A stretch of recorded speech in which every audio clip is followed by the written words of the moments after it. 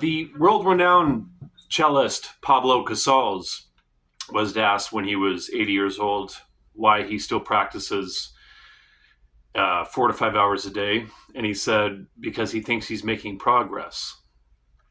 And recently, Mike Stern, he did an interview for one of the online guitar sites. And the interviewer was saying Mike had just landed in New York City from touring in Europe. And so they both met at Mike's apartment. And the interviewer said after the interview, it was about midnight. And Mike was setting up his stuff to start practicing. So he was planning on practicing after taking a flight from Europe to New York and after doing an interview. So practicing is definitely more of a lifestyle than it is something you do for a little bit and then move on. And yeah, I mean, practicing for me is I kind of think of music as practicing music is my spiritual practice. It's very enriching in all sorts of ways. But yeah, so yesterday I put out a video just beginning the process of breaking down how I practice. And so this is part 2. And in the previous video, I talked about taking sequences from horn players. And this page is a page of Hank Mobley lines. And I take a line and then I sequence it through a tonality. And yesterday I started in the key of F, and I started on the low part here on the bottom 3 strings and went all the way up. And then I talked about how I go to the next 3 strings and go down, next 3 strings going up, next 3 strings going down. And then so at the start of the video here, I moved the tempo up by 10 BPM, and I went to E, because I go down chromatically. So I started in the key of F in yesterday's video, and then that one I picked E mixolydian. So I just pick random tonalities to explore with a motif or a melodic phrase. And so I was in E mixolydian up front there, and I started on the top 3 strings, and I was using, which one was I doing? I was doing this one right here, where it's an ascending 7th chord arpeggio and then kind of into a scale passage. So I took that and sequenced it like that. On the top 3 strings going up, and then next 3 strings going down, so on and so forth. So I'll do that, and then I'll go to another root. So E flat would be the next root. And I'll pick another scale sequence, and I'll increase the metronome by 10 BPM. Bottom 3 strings going up, next 3 strings going down, so on and so forth. Move the metronome up again, pick another scale sequence. In this case, then it would be starting from D. So I'll pick a random tonality, D Locrian, and a different scale fragment or sequence, or an idea to sequence, and go D Locrian, top 3 strings going up, next 3 strings going down. Okay, so that's the first set of scalular stuff that I practice, and then after that, then I would be in the key, some kind of D flat or C sharp tonality. So I'll pick that, and then I've got the metronome, like I said, at a little higher tempo, just a little bit. So I'll pick D flat or C sharp. It's good to pick which one. How about, it doesn't really matter. How about C sharp? C sharp Phrygian. Actually, that would be the same notes. Kind of interesting, right? C sharp Phrygian is the same notes as E Mixolydian. Kind of interesting that I randomly picked that. But so I'll take C sharp Phrygian, and then I'll do this kind of pattern here.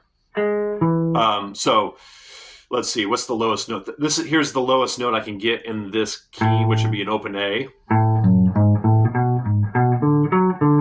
So that's the pattern. Let me do it without open strings. So about right here. Okay, so that's the pattern that I like to use. And what I'll do is I'll have C sharp in the freeze, like I had up front with the E7. And I'll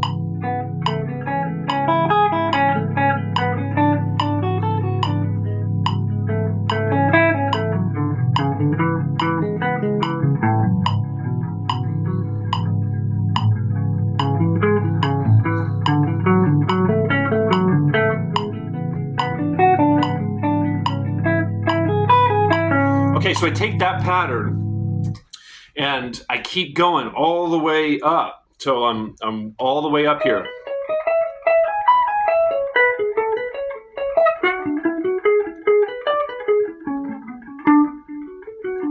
Okay, so C sharp Phrygian, like with that pattern, and then I'll raise the metronome up just by a little bit, whatever the next setting is. So in this case, I was at 72, so now I'll be at 76.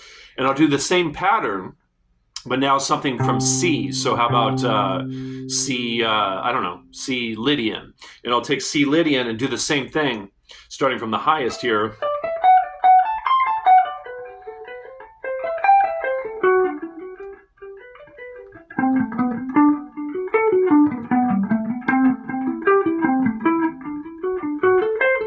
Okay, so I'll just take that pattern and keep going all the way down. Okay, with the C major in the looper, and you'll notice I'm changing the dynamics intentionally, and I've got this kind of these accents that are happening. That's a whole other video to get into why I'm doing that, but I'm doing accents. I've got the metronome on 2 and 4. So again, it's not just warming up my hands, but it's also getting whatever tonality I'm checking out that much more in me in a more kind of thorough way. And with my ear, I'm hearing the tonality with the harmony and each of the colors from that tonality that I'm playing. So yeah, and then my, just my chops, my technique, the alternate picking, like there's so many things that are being worked on as I go through this whole warming up process. So that's the next couple things that I would do. And let's do one more. What I would do at that point is I'd go really slow, or even slower than that, down to 60. And so that was C Lydian, so then I would be in some kind of B.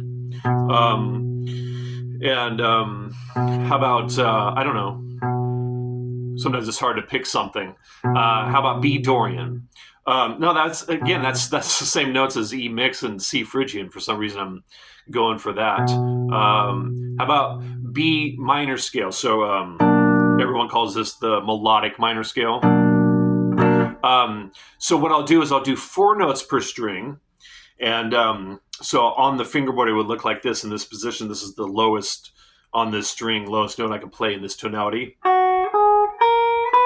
Okay, so, which these aren't easy because that's a huge stretch, right? So I'll have B in there, 3, 1, 2, 3, 4.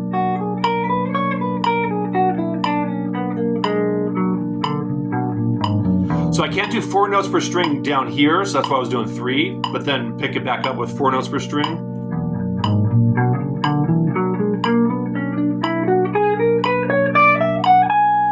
Okay, so that's what I'll do next, is 4 notes per string, all the way up, and then I come back down, all the way up, come back down, so it ends up. And like on that string, I only have 3 notes on that string that I can play, but that's the highest note, and then I go to the G string, go down.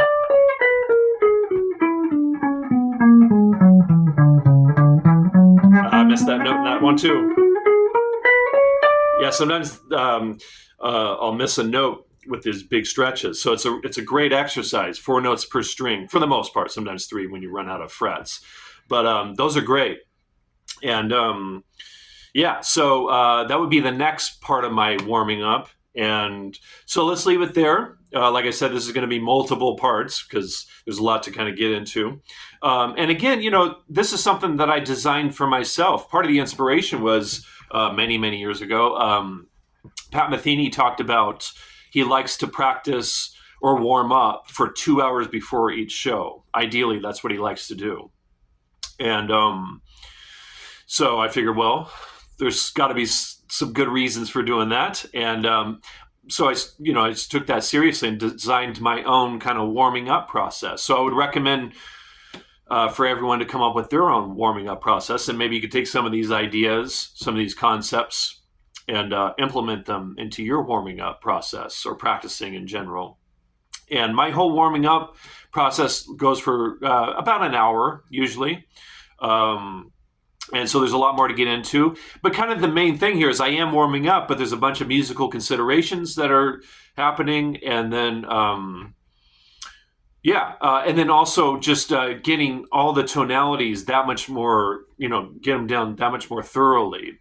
And I'm drawing from basically 30-ish different tonalities for the jazz stuff, or kind of in general, really.